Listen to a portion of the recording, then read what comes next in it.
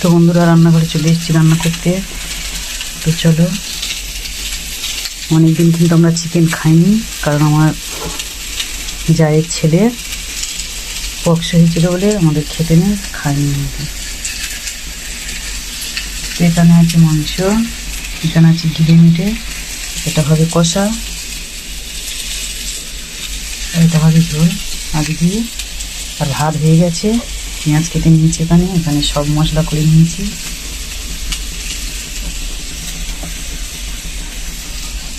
তো চলো রান্নাটা রেডি করে নিলাম।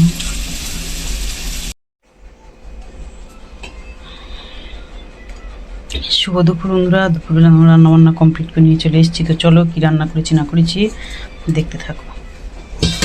তো এখানে আছে ভাত, আছে গিলে মিটে চচ্চড়ি মানে কষা কষা, এখানে আছে চিকেন ঝোল, আর এখানে আছে আমের চাটনি।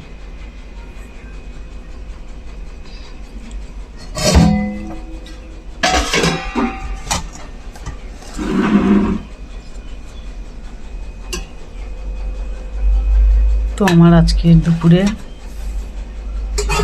ছিল রান্নাবান্না, কেমন হলো অবশ্যই কমেন্টে বলবে। ভালো লাগলে একটা লাইক আর একটা শেয়ার করে দিও। তো চলো।